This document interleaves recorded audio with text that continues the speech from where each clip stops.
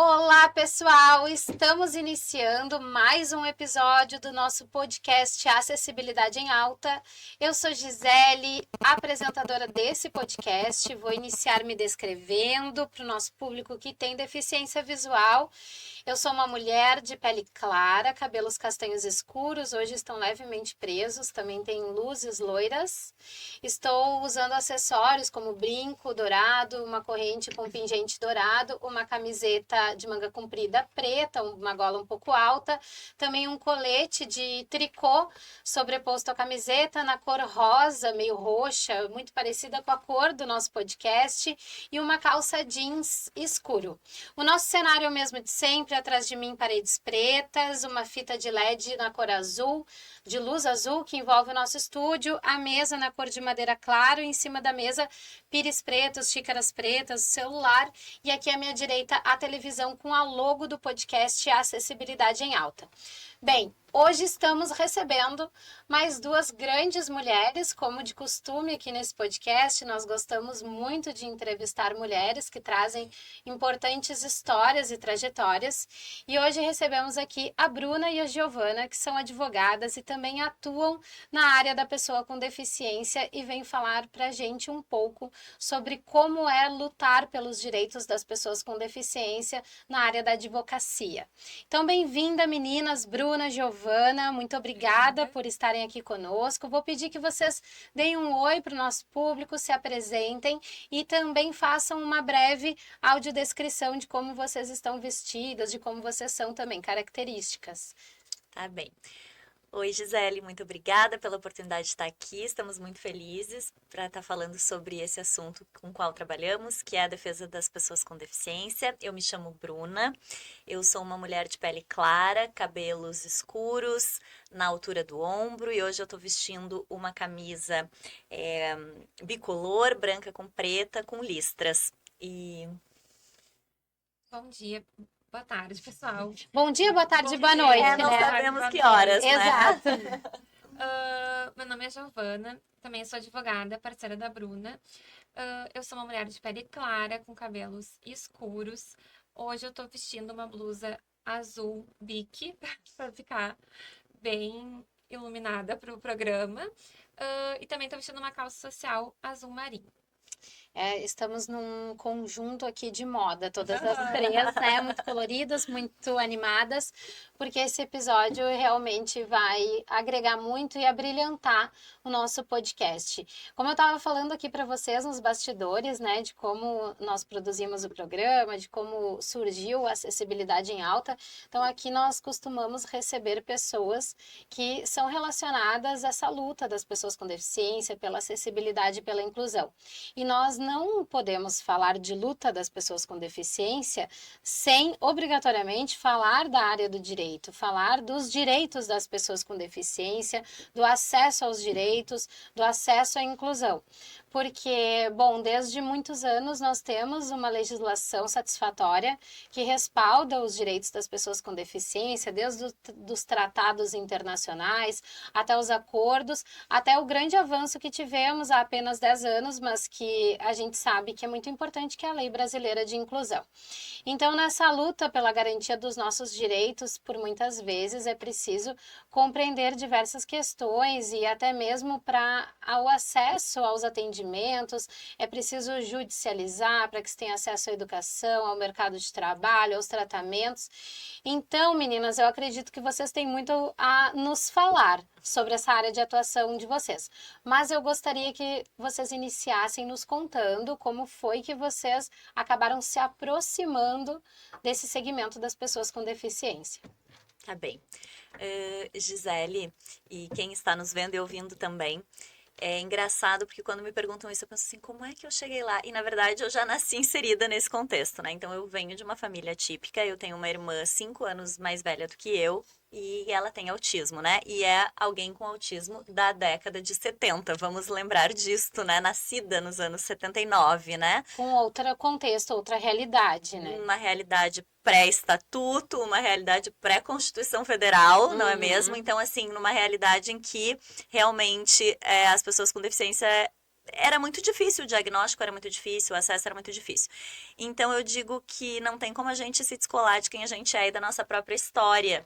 Então eu não saberia em que momento da minha advocacia eu me voltei para isso, mas talvez tenha sido desde o dia 1, porque eu entrei com a ideia de vou advogar em família e sucessões e quando vi, estava advogando na área de inclusão, direito, saúde da pessoa com deficiência. Fazendo palestras, escrevendo artigos sobre isso, e quando eu vi, eu estava muito inserida nesse movimento social, que é o movimento em prol das pessoas com deficiência. Então, como eu digo, assim, mesmo estando do lado de dentro, eu acho que para quem é do lado de fora, né, para quem não tem a vivência familiar ou de alguém próximo, às vezes é mais difícil de compreender quando a gente fala de um preconceito ou de um não acesso a direito. E para quem está do lado de dentro, a gente enxerga essa barreira, essa dificuldade, essas barreiras da sociedade, e acho que mais do que isso a gente enxerga também a desinformação, né?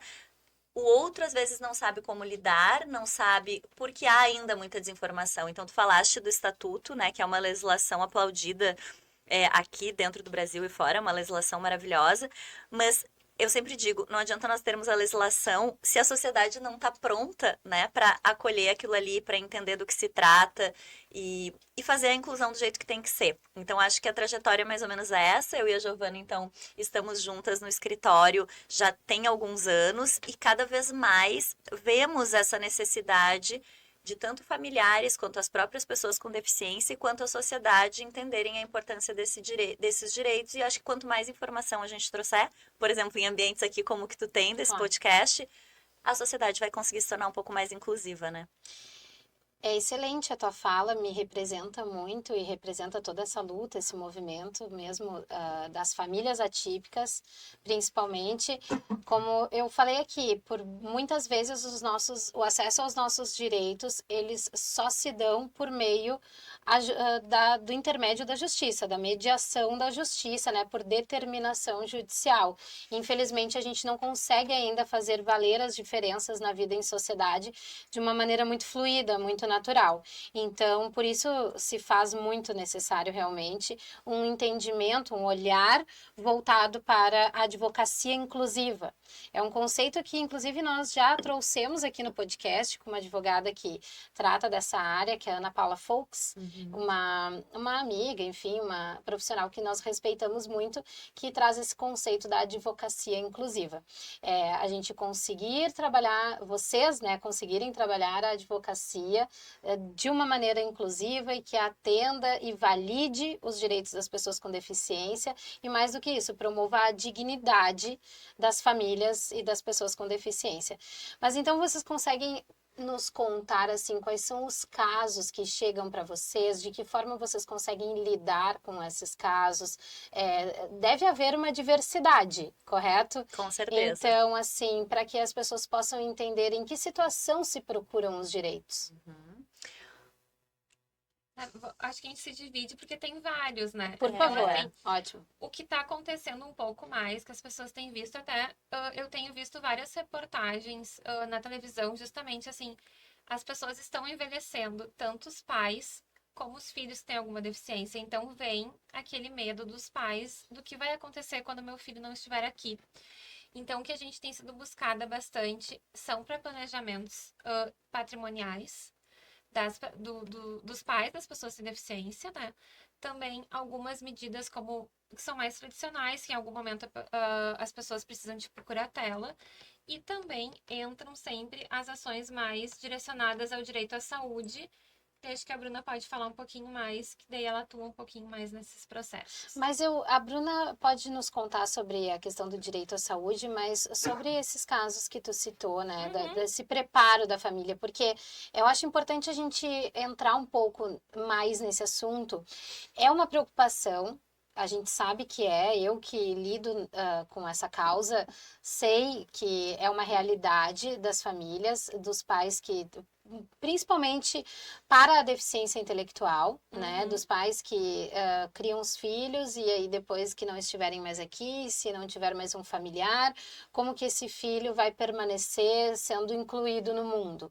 Então, quais são as medidas a serem tomadas? Como funciona esse processo? Então, tem várias opções, né? Todos os clientes que a gente atende, graças a Deus, são famílias, assim, muito estruturadas com toda a situação, que tem, assim, outros filhos, ou às vezes pode ser o filho único, mas tem tios, são famílias presentes e que estão todas preocupadas com o futuro daquela pessoa, né, quando os pais não estiverem aqui. Então, a gente faz sempre medidas visando o bem-estar e também o cuidado dessa pessoa num momento futuro. Então, existem, assim, a gente pode, no testamento, por exemplo, os pais já deixam ali quem eles gostariam que ficasse com a guarda dessa pessoa. Uhum. Eles podem também colocar ali.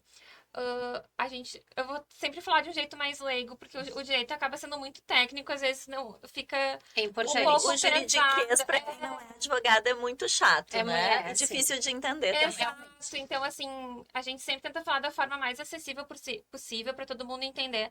Tu tem como num testamento prever que aquela pessoa vai receber uma renda por algum período, pode ser mensal, pode ser anual. Às vezes também as pessoas já deixam fundos de previdência privada, que como o fundo de previdência privada acaba não entrando em inventário, se os pais falecem, é um dinheiro que já está disponível de uma forma um pouco mais simplificada para a família utilizar. Uhum. Também existem seguros de vida que as pessoas fazem, porque daí também, né, é uma outra disponibilidade financeira que quando ocorrer o falecimento vai estar de uma forma mais simples ali, né? Também, às vezes, tem alguns pais que no testamento acabam deixando especificamente um imóvel ou o usufruto do imóvel, porque, por exemplo, tem dois irmãos. Então, eles deixam para os irmãos, mas colocam especificamente que a pessoa com deficiência vai ter o usufruto do imóvel para justamente ela poder utilizar aquele imóvel enquanto ela for viva. Eventualmente, se ela se mudar, ainda a renda daquele imóvel fica como um direito dela, né? Ela ainda vai ter como utilizar. Então, são esses alguns métodos. E tem um outro instrumento que a gente tem usado bastante, que a gente é uma grande entusiasta, né, Bruna? É verdade. Que é um pouco mais recente, que daí também ele abarca não só as pessoas que têm alguém na família, mas justamente a população está envelhecendo mais. E, enfim, com o envelhecimento surgem mais doenças e muitas vezes está sendo muito comum os casos de demência com idosos. Uhum. Então, o nome juridiquês, né, é diretivas antecipadas de vontade ou também testamento vital. Porque o testamento em si, tu deixa o que tu quer a partir do momento que tu falecer. E o testamento vital é justamente para o momento que tu ainda tá vivo, só que por algum motivo tu já não pode mais falar por si. Perfeito. Então tu perdeu a cognição, pode ser uma pessoa com uma demência, pode ser alguém que sofra um acidente e fique em coma, pode ser um coma perpétuo, pode ser um coma de um mês. Enquanto tu não puder falar por si, vai ter aquele documento ali dizendo como tu quer que as tuas coisas sejam geridas. Até a gente tem visto em alguns seriados médicos americanos, é muito comum isso lá. Quando os idosos chegam no hospital, eles já perguntam se a pessoa tem. Nos Estados Unidos é um pouco mais avançado, porque tem um pouco mais daquelas questões de como quer ser tratado. Aqui no Brasil, tu consegue colocar alguma parte um pouco médica, mas sempre assim, um direito de não prolongamento da vida, ser tratado com o que puder, mas também sem meios invasivos. Na parte, assim, médica das diretivas, tu tem como colocar algumas coisas, mas ainda não é Ainda precisa respeitar a ética voltada para a área da medicina, né? Que isso, tem exato. diretrizes, né? Isso, mas aí também tu consegue justamente colocar assim, quando eu não puder mais falar por mim, eu vou querer morar com a minha filha Aham, aham. Amanda, ou não, eu não quero de jeito nenhum morar com meus filhos, eu quero ir para um residencial. Eu não tenho uma relação boa com algum filho, tu pode colocar, eu não vou querer residir com aquele filho. Tu pode colocar como teu dinheiro vai ser gerido. Ah, eu tenho um investimento X todo mês, aquele investimento é que vai manter minhas despesas de saúde. Eu tenho o plano Unimed, eu quero que siga aquele plano, Sim. enfim, essas coisas assim. Também a gente já atendeu esses tempos uma senhora que ela já tinha mais de 90 anos, muito querida, Maravilhosa. maravilhosa. Nas plenas faculdades mentais. Isso, e ela fazia pilates, ela deixou ali escrito que ela queria seguir o seu Pilates 2 vezes por semana enquanto fosse possível. E a terapia. E a terapia, é verdade. Porque a questão do envelhecimento, só pegando esse Que gancho da ótimo. Giovana, Isso- maravilhoso. Não, porque assim, essa questão do envelhecimento é justamente assim. Hoje eu estou bem nas minhas plenas faculdades mentais, mas eu sou idoso ou eu tenho uma doença degenerativa. Então nós temos também clientes que têm mal de Parkinson ou tu tá num Alzheimer muito inicial que tu não sabe quando tu vais decair. E o problema é que juridicamente, né, Gisele, quando tu perde a tua cognição, são os outros que falam por ti. É o teu filho que vai decidir, né, se ele for teu curador, como o teu dinheiro vai ser utilizado. E talvez esse idoso, que é um vulnerável no sistema, tanto quanto a pessoa com deficiência, ou uma pessoa com uma doença grave, ela não quer que o filho diga se ela vai na terapia ou no Pilates ou como o dinheiro dela vai ser investido. Ela quer dizer hoje como ela quer que isso seja no futuro. Então, o que a gente diz, o testamento vital é um testamento para a vida, né? Para que E, nós possamos ter autonomia sobre a nossa própria vida numa superveniência de incapacidade. e essa prática, essa ferramenta do testamento vital, ela, como a Giovana falou, é recente. Uhum. Mas é recente desde quando, assim? Quando passou-se a valer isso legalmente? É que, na realidade, nós não temos no Brasil uma previsão legal para o testamento vital específica, como nós temos, por exemplo, direitos previstos no Estatuto da Pessoa com Deficiência. Nós Aham. não temos esse direito, essa figura, né? Mas ele está previsto, daí da forma que a Giovana colocou, mais nas diretivas médicas. Lá Tá.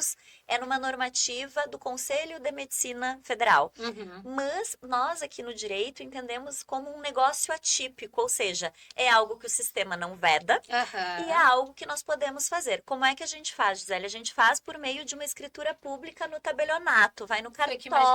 cartório, vai no cartório, porque o pressuposto para fazer é que nós estejamos nas nossas plenas faculdades mentais. Se for alguém já incapacitado, não pode fazer, porque as pessoas incapacitadas por atos da vida, né, cognitivamente, não podem fazer. Agora, enquanto eu ainda estou nas minhas plenas faculdades mentais, com meu discernimento preservado, eu vou lá perante o tabelião e narro para o tabelião tudo o que eu quero e é lavrada uma escritura pública disso, que depois vai. Não vou dizer que é obrigatório que seja respeitado, mas Era essa a minha pergunta. mas a tendência nós temos o documento. Chegou no momento, vamos dizer que sou eu. Eu fiz as diretivas hoje aos 40 anos. Quando eu fiz 60 anos, eu tenho uma doença e eu estou incapacitada. Meus filhos vão fazer minha curatela.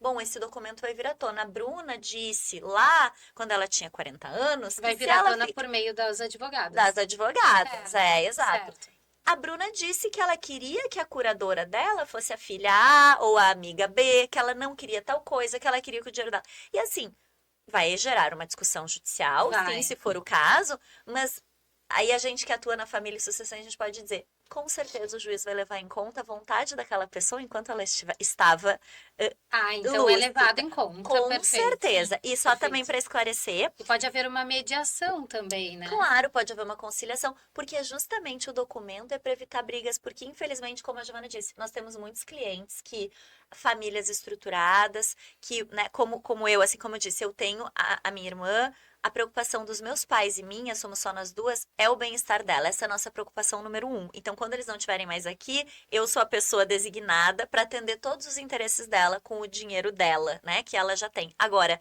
infelizmente, nós temos situações diversas de pessoas que têm deficiências que as incapacitam e que têm parentes ou pessoas próximas que não estão interessadas no bem-estar delas e talvez às vezes na renda delas ou nos bens dela. Então, esse instrumento é justamente para prevenir, para proteger as pessoas hoje ou no futuro, né? E é algo que não terá um custo muito alto, porque ali a Giovana falava de, claro, de uma realidade, de um recorte da sociedade, né, das famílias Perfeito. atípicas, que tem muito mais estrutura, que tem mais condições, que tem mais posses também, oportunidades.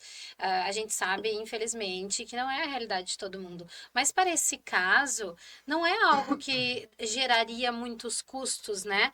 É apenas um manifesto de como eu gostaria de viver a minha vida para o caso de estar incapaz. Exato. Eu acho perfeito isso.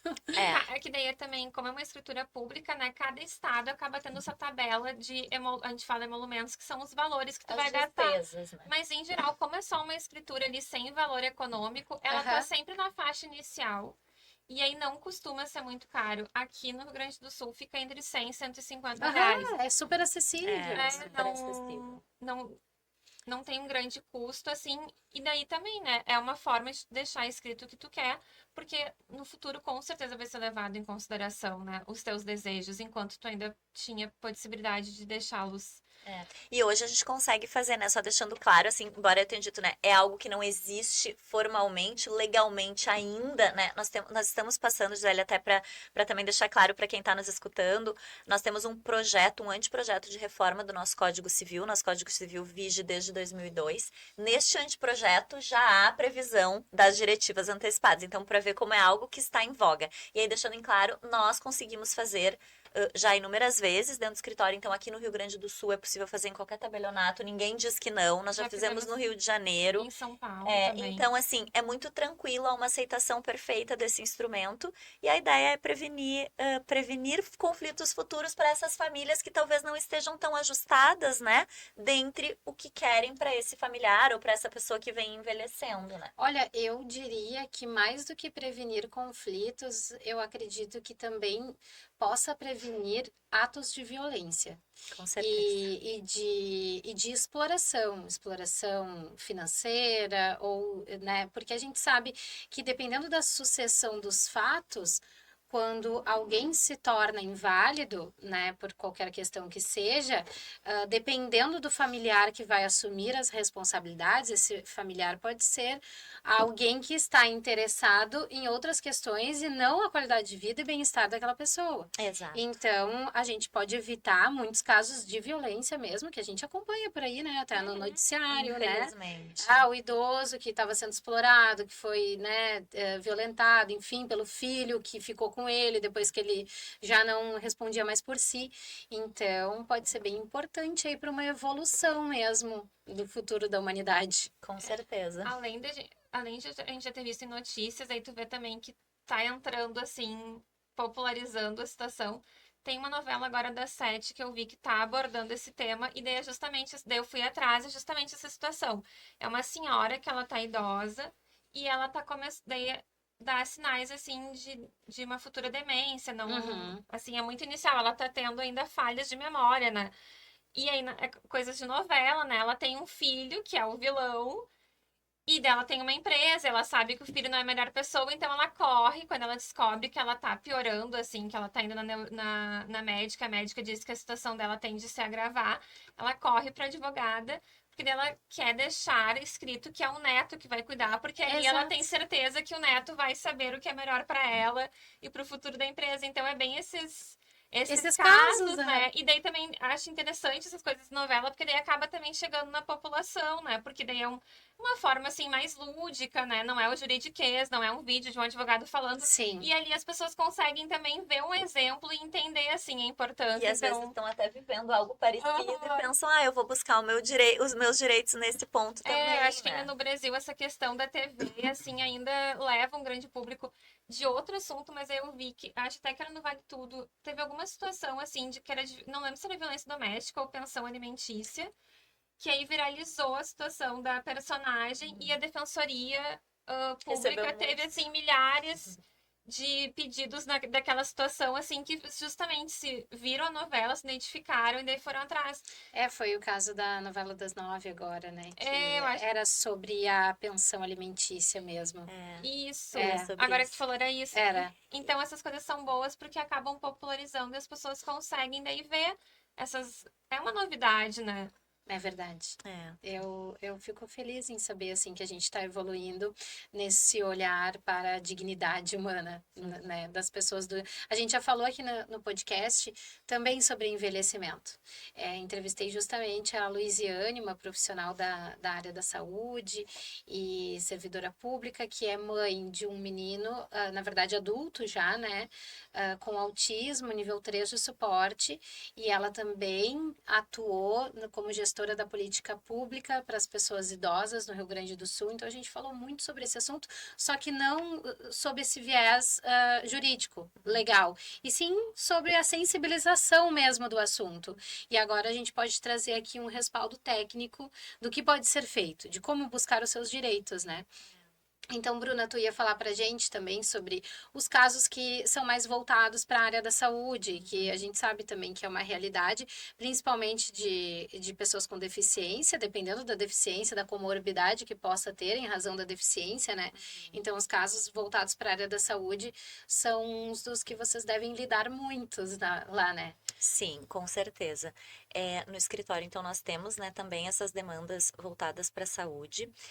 Fazendo uma introdução aqui, então, para o público, né, acho que é importante. O direito à saúde, ele está previsto, óbvio, constitucionalmente, e também lá no estatuto, né, nós temos a previsão de que a pessoa com deficiência tem direito a proteção integral da sua saúde em todos os níveis, né? Na infância, na vida adulta, na velhice, porque nós temos muitas políticas públicas, né, Zélia, tu disseste que tu gosta de estudar políticas públicas, a gente tem muitas políticas públicas voltadas para a infância, né? Seja da pessoa com deficiência ou não. Mas aí, ao longo quando a gente pensa em política pública, claro, e tem que ter, porque a primeira infância é a época, às vezes, do diagnóstico, é a época que a gente tem que ter intervenções mais incisivas, porque ali é o momento do desenvolvimento, da plasticidade cerebral para uma criança que tem uma deficiência intelectual, um autismo poder se desenvolver. Para quem tem qualquer tipo de deficiência física, receber o estímulo, as ferramentas de acessibilidade para poder se desenvolver na primeira infância. Mas a gente precisa pensar que essa população cresce, que essa população se torna adulta e envelhece. E aí, voltando falando de saúde, mas também de políticas públicas, as políticas públicas, elas são intensas na infância e elas vão rareando na vida adulta, né? Então, quando a gente pensa, por exemplo, em residências inclusivas para essas pessoas, como a Giovana disse, que precisarão ser cuidadas no futuro e que os pais não estarão aqui, não existe. Não existe. Residências inclusivas no âmbito do SUAS, não existe. Então, assim, a saúde deveria ser prestada, né, de forma pública, por intermédio do SUS em todas as esferas. Nós sabemos que essa é uma realidade muito difícil, principalmente quando nós pensamos, né, em tecnologias assistivas, ou seja, em cadeiras de rodas, andadores, etc. O quanto, né, não há esse acesso a produtos de qualidade, né? E terapias também. Então, quando nós pensamos em terapias voltadas, por exemplo, e eu vou falar de novo do autismo, porque eu acho que é um exemplo muito importante, mas podemos falar em outras deficiências cognitivas que afetam a infância. Quando a gente fala de terapias especializadas, né, como terapia ABA, psicopedagogia, musicoterapia, hidroterapia, psicomotricidade, nós sabemos que nada disso está disponível, né, no SUS e às vezes nem nos planos de saúde, quando nós vamos para um outro recorte da população. Então, infelizmente, ainda hoje, né, 10 anos depois do estatuto, 10 anos depois dessa previsão, nós precisamos judicializar muito as demandas de saúde. Eu diria que são as mais judicializadas. Sim. Seja por meio de ações contra o poder público, né, entrar contra a União, o Estado, o município, para fornecer tecnologias assistivas, para fornecer medicamentos também, né? Porque os medicamentos também nem todos estão, nós temos uma listagem limitada ali no SUS e às vezes precisamos pedir outros.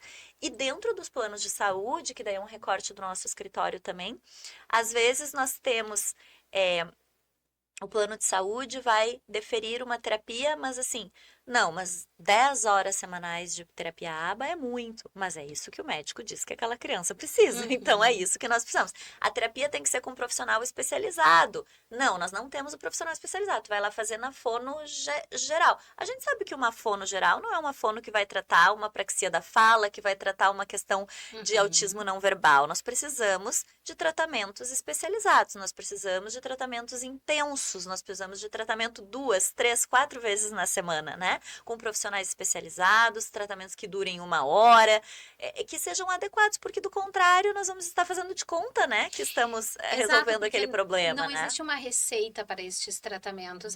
Foi diagnosticado com autismo, então para o autismo determina-se que tantas e tantas horas disso e daquilo e pronto, é uma receita de bolo. Mas não, é preciso de todo um diagnóstico, de todo um mapeamento, e aí vai se elaborar um plano de tratamento com duração, com quantidade de terapias. E eu sinto, assim, que... Até eu falei aqui em sensibilização, né? Mas falta essa sensibilização do poder público, do judiciário e também do setor privado, né? Que tem o seu interesse no capital. Então, obviamente, não vai priorizar os tratamentos e sim o quanto aquilo vai poder lucrar. E, infelizmente, não há um entendimento real sobre como funciona um tratamento e um acompanhamento terapêutico que muitas vezes precisa ser permanente a vida inteira por uma pessoa com deficiência intelectual, que num primeiro momento é criança, mas depois se torna um adulto. Tanto é, aqui em Porto Alegre, até nós já falamos sobre esse assunto aqui no podcast, também existe um centro de tratamento para as crianças de referência, né, para as crianças com autismo, que é o CERTA, que tem capacidade de atendimento para pouco mais de 200 crianças, então a demanda reprimida é imensa e isso precisa ser judicializado. E aí, depois que completa 12 anos, como que consegue as terapias? Como que dá continuidade a isso? Não se consegue. Aí se luta pelo certa mais, que seria para acima dos 12 anos. Então, a gente pode perceber aí que há um caos. Há um caos. Nessa, Na saúde pública, na sem saúde dúvida. pública relacionado à área da pessoa com deficiência. E te digo mais, assim, eu já tive situações no escritório em que há determinação judicial ao não cumprimento, né? Porque quando não se cumpre, porque aí o que o CERTA vai dizer? Nós não temos capacidade. Nós não temos como cumprir porque não há possibilidade física. E aí o juiz diz, mas você tem que cumprir. Aí ele diz, mas eu não posso. Aí o juiz diz, então eu vou te impor uma multa. Pode impor, porque eu não tenho como cumprir. E aí nós entramos, né, numa coisa que eu acho que é um problema quase que insolúvel. E claro que a justiça está aí para isso. E quando a gente não tem caminhos, o que o juiz diz? Bom, então esse paciente vai fazer na rede pública e eu vou bloquear dinheiros do Estado ou do município ou da União para que esse tratamento seja coberto na rede privada. Perdão, me expressei mal. Na rede privada. Quando a gente não tem dentro da rede pública. Mas assim, eu digo, e aí tu vai concordar comigo, tenho certeza, né? O problema é este, nós temos a legislação garantindo direitos, nós temos os advogados lutando por isso, as famílias e os juízes que também querem, mas nós temos a questão, de novo, nós entramos na falta de política pública e na falta de recurso adequado. Ou, quer dizer, ou da alocação dos recursos no local correto, né, que me parece que talvez seja, porque talvez não haja um interesse nisso, um interesse político. Mas, enfim, é um problema que acaba sendo, e nós como advogados, nós também nos frustramos com essa situação, tanto quanto as famílias, né? Mas é o que está ao nosso alcance, judicializar, impor multa, fazer cumprir, etc. Mas é um caminho bastante árduo. Às vezes, desgastante. Totalmente, porque deveria ser um direito, né? É um direito que deveria estar sendo exercido ali e deferido com facilidade. E mesmo no judiciário, tu passa por uma grande luta para conseguir aquele ressarcimento, conseguir pagar aquele profissional que tu tá fazendo. E aí, de novo, como tu fala, na deficiência intelectual, né? E nas neuroatipicidades. O tratamento tem que ser hoje, a gente não pode esperar. Porque a gente tem uma janela para que ele faça um efeito, né?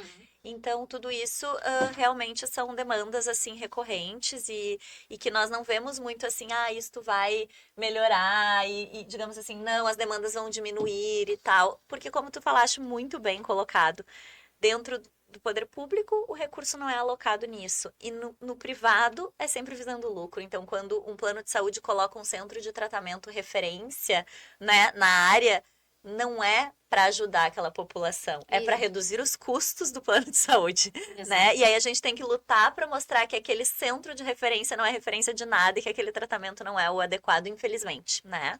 Então, nós temos, sim, esses caminhos percorridos, assim, dentro do direito à saúde. E, Bruna, tu comentou no início da entrevista de que também, além de toda essa atuação profissional, pela tua vivência e experiência, né, em estar inserida no contexto de uma família atípica, tu também faz palestras. Como funcionam essas palestras? Sobre o que tu fala?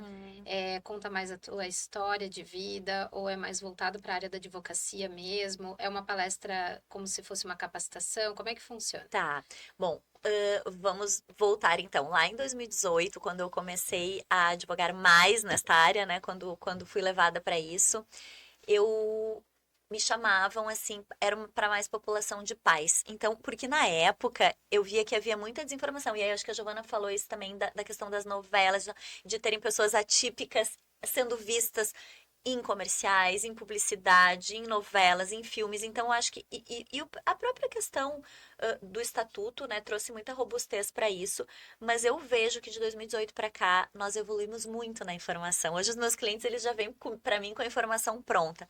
Lá em 18, quando eu comecei, havia muita desinformação dos direitos. Então eu fiz inúmeras, dezenas de palestras voltadas para familiares.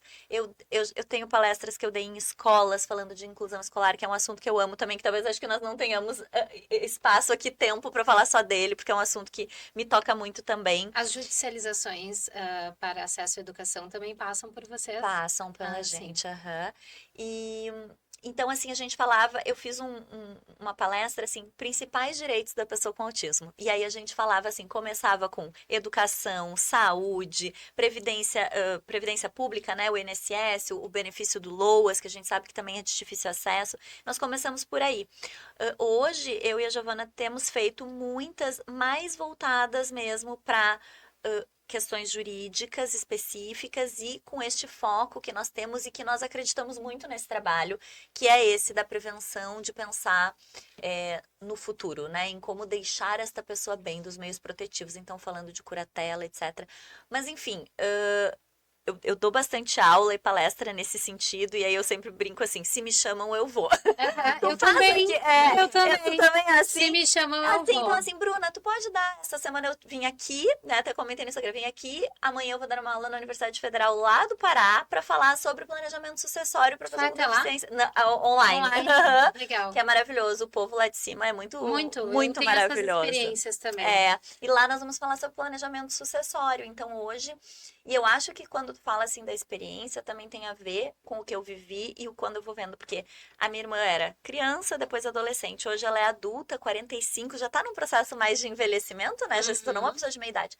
E aí eu enxergo a importância da curatela, de os pais pensarem no testamento, da gente pensar, né, como a Giovana disse, na proteção dessas pessoas financeira mesmo, porque assim, o que a gente faz quando quem é o provedor não está mais aqui, né? Isso é algo que tem assim nos atormentado na palavra, assim, isso fica na minha cabeça, porque eu penso assim, se tu não planejas, essa pessoa não vai ficar protegida. E aí eu acho que vale a gente também falar, porque acho que tem famílias que te ouvem certamente, né, aqui, as próprias pessoas que têm deficiência, mas famílias de pessoas mais vulneráveis, com uma deficiência intelectual, de um caso específico que passou por nós, que era assim, e que daí não é incomum também. Quando nós temos famílias com pessoas atípicas ou com vulnerabilidades e deficiências, normalmente alguém assume o papel de cuidado, né? É mais normal e não é incomum também que, enfim, haja separações. Como sabemos, 50% dos casamentos resultam em divórcio, então nas famílias atípicas não é diferente.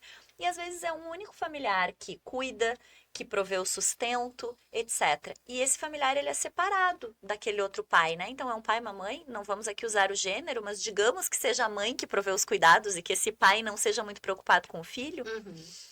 E aí, essa mãe, ela tem uma aposentadoria, ela que cuida, ela que sustenta. Se ela vier a falecer e se ela não pensar lá num testamento em dizer quem que ela quer que cuide dos bens e dos interesses financeiros deste filho, quem é que é o guardião legal de um filho ou o curador legal? Os pais. E aí nós já vimos uma situação muito triste de um, né, pai e mãe, que um era totalmente desinteressado daquele filho que já era adulto, não sabia que horas o filho tomava remédio, não sabia quais eram os remédios, não sabia nada. E quem que ficou com a aposentadoria, com os bens e etc., quando o outro faleceu?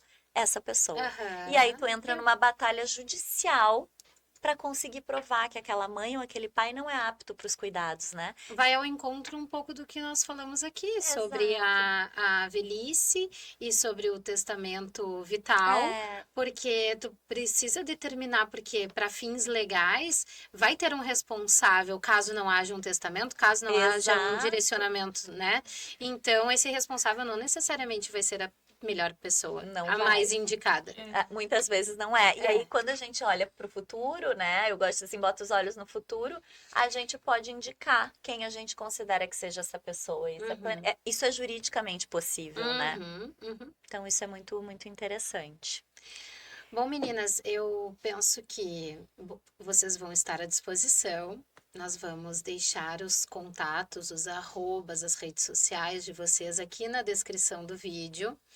para que as famílias que tiverem interesse, até tirarem dúvidas, olha, eu vou confessar que muitas pessoas me procuram, né, justamente por ser uma liderança dessa causa, dessa bandeira, mas eu sempre indico um escritório de advocacia para uma judicialização, algum caso específico. Ao longo da vida a gente vai fazendo amizade, né, com advogadas, advogados, e vocês serão novas advogadas que eu pretendo indicar para que as pessoas possam contatar, para que as pessoas possam tirar dúvidas. Até aproveito para perguntar a vocês se de alguma forma vocês fazem atendimentos sociais, assim, algo nesse sentido. Assim, ó, Gisele, a gente pensa que com certeza, né? Sempre existe o pro bono, essas coisas acabam chegando na gente de alguma forma, mas a gente também acredita que essa forma, né? Quando eu digo assim, eu vou dar uma palestra, isso normalmente é gratuito, a Giovana também comigo, e a gente acredita que essa disseminação de informação também é uma forma muito importante, É a contrapartida, né? claro. A gente considera que é algo que além de a gente gostar muito de fazer, a gente está contribuindo para que as pessoas tenham pelo menos acesso à informação. Se não puderem pagar um advogado privado, vão ter a defensoria pública e eventualmente... Que é eficiente e é maravilhosa. É maravilhosa. Nessas judicializações de saúde e educação, a defensoria pública é o que eles mais fazem, né? Exatamente, é excelente. É isso mesmo, Bruna, eu concordo contigo. Muito converso, faço esse filtro, digo, olha, posso te indicar advogados que podem te esclarecer as dúvidas, mas o atendimento vai precisar ser feito na defensoria pública nesse caso, porque não tem condições de arcar com os honorários, né, de um escritório. Então, eu penso que, assim, o mais importante é realmente a informação. Com certeza. É a informação. Então, estarão à disposição, nós vamos deixar os contatos de vocês. Eu gostaria que, para que a gente fosse se encaminhando já para o final da nossa entrevista, mas muito rica a nossa conversa, que vocês deixassem, né, algum recado, alguma mensagem ou alguma orientação, enquanto advogadas, que vocês consideram importantes para essas famílias. Começa. Foi super rápido, gente. Bom, Giovana, mas se tu tiver mais coisas que tu queira falar, o espaço está aberto. É que eu me senti contemplada com os esclarecimentos de vocês. E foram muito claros mesmo. E eu espero que o público também. É muito tranquilo compreender que o escritório está aí, que está atuando no direito das pessoas com deficiência, que se precisar judicializar terapia, plano de saúde, educação, sucessão, que seja, né? Vocês vão estar preparadas para esse atendimento. Mas olha, se tiverem mais casos a compartilhar, o espaço está super aberto. Tá. Acho que a gente podia falar bem rapidinho das isenções, que é um outro ponto que Ótimo, a gente fala. Claro. Ótimo. Só também, assim, mais para as pessoas saberem, né, que a Receita Federal, ela dá isenção de imposto de renda para as pessoas que recebem aposentadoria ou pensão de doenças graves. E aí existem ali uma lista de doenças e algumas questões de deficiência estão incluídas. E também tem um julgamento super novo, mais para famílias atípicas, permitindo que os pais incluam a dedução do imposto de renda de educação. Ela tem ali um valor fixo que hoje em dia é em torno de 3.500. Mas a gente sabe que às vezes um ensino particular é muito mais caro. Muito mais. Às vezes essa é a mensalidade, né?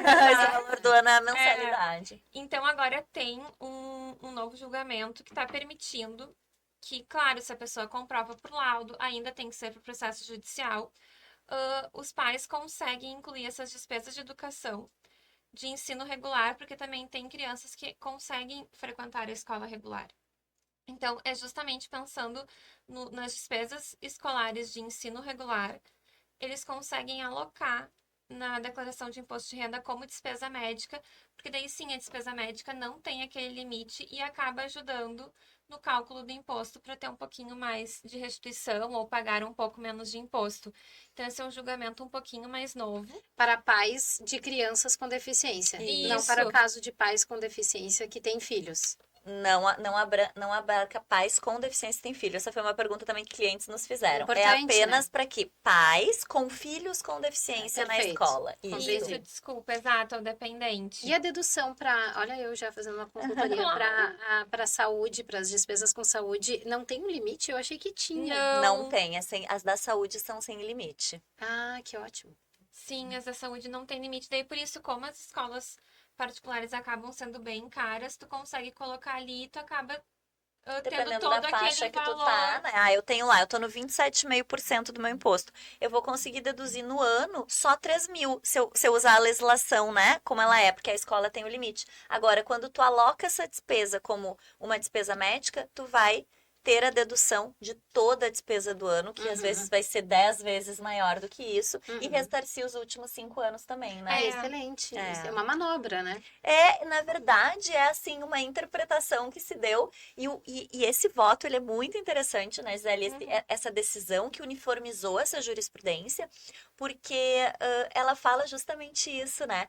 Que para a pessoa que é atípica, neuroatípica, várias deficiências de ordem intelectual e outras, isso é um direito social. É a ação afirmativa, né? Quando a gente fala da ação afirmativa, é isso, a gente desiguala porque essa pessoa está numa posição desigual no sistema. Então, a Sim. gente precisa contemplá-la com benefícios, e esse é um dos benefícios.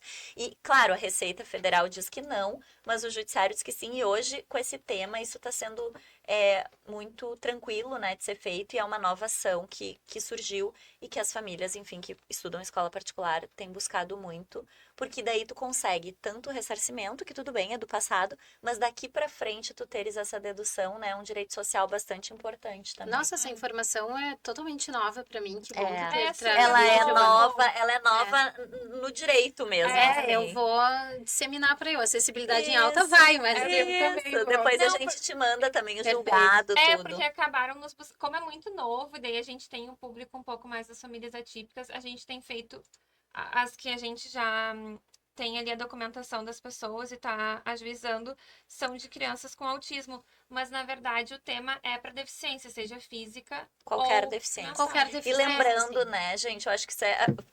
Quero deixar um recado final, porque eu acho que isso também é importante. Agora a Joana falou, pegando o gancho.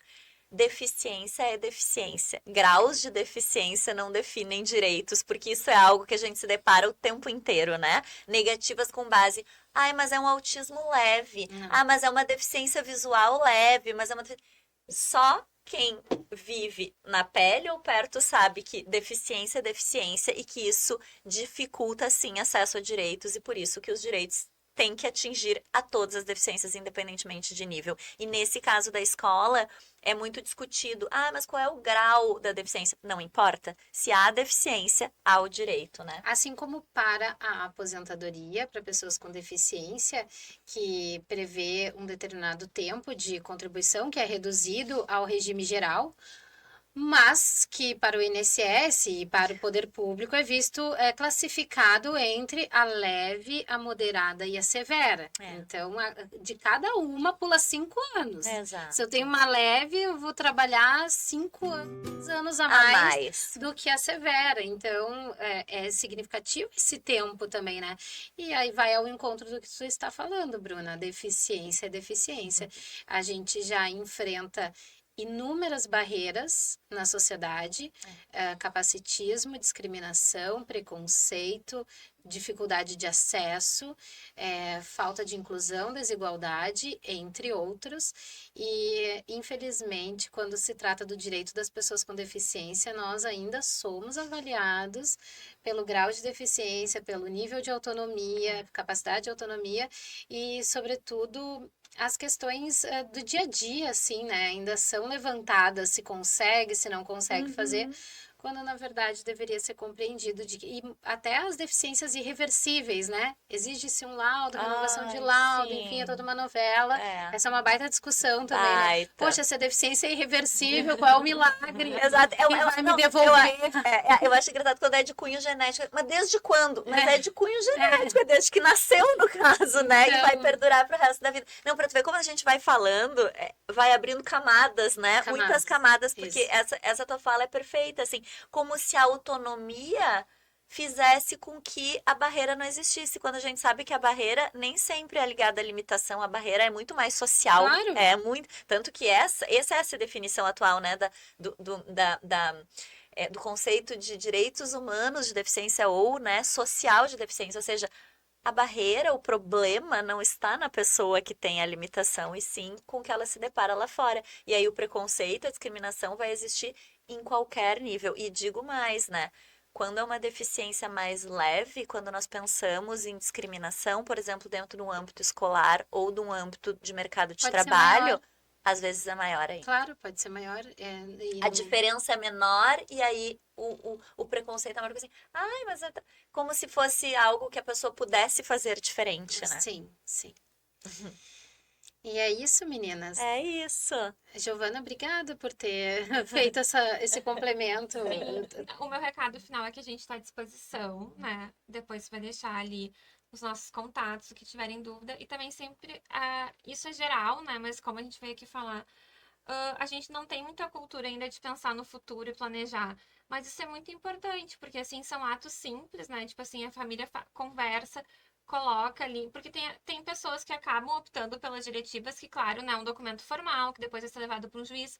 E ainda tem muitas famílias que falam, né? Então, assim, tem uma relação boa e acabam falando entre si, não, olha só, se acontecer alguma coisa comigo, eu vou querer tal coisa, né? Mas é importante falar, porque a gente nunca sabe o que pode acontecer, né? Então, acho que a gente tem que ser um pouco mais preventivo, assim, e planejar um pouco, e não pensar assim, lá na frente só. Então, esse seria meu recado final. Obrigada, Giovana. Bruna, sabe que nessa linha nós também já recebemos aqui no canal. Eu vou me recordando de tantas entrevistas, né? Sim, imagino. Produtivas que já passamos, mas recebemos aqui também a Dani, que trabalha com seguro de vida, que é especialista em seguro de vida, e ela falou da importância desse planejamento do seguro de vida para o respaldo da família atípica. Então, acho não, com certeza todos esses temas se conectam. Com Aí certeza. a gente vai trazendo cada vez mais informação. O conhecimento liberta. Com certeza. Muito obrigada, gurias, Nós que pela agradecemos. Nós que presença de agradecemos. vocês, por compartilharem esse conhecimento conosco. Saibam que, como eu falo para todo mundo, a Acessibilidade em Alta está de portas abertas para vocês retornarem. Se tiverem mais novidades, mais informações, a gente vem aqui e grava e leva isso ao conhecimento de todas as pessoas, ou a maior parte possível. Muito obrigada por nos acompanharem aqui no canal. Se inscrevam na Acessibilidade em Alta, é importante para que a gente possa levar o conhecimento adiante. Compartilhem esse episódio, curtam, comentem. Também gostaria de lembrar que esse podcast não é transmitido somente aqui no YouTube, mas também na Rádio Web União, que é a rádio da União de Cegos do Rio Grande do Sul, e pode ser escutada pela Alexa, pelo Spotify e aí por o mundo inteiro. Então, muito obrigada. Até o próximo episódio. Obrigada mais uma vez, meninas. Obrigada. Um beijo e tchau, tchau. Tchau. Tchau.